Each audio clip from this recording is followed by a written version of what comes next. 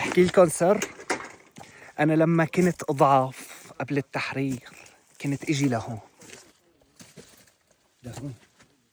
على جبيني هاي الانفاق كلياتها لك. والله ريحة الشباب لهلا موجودة، والله ريحة الشباب لهلا موجودة بهي الانفاق.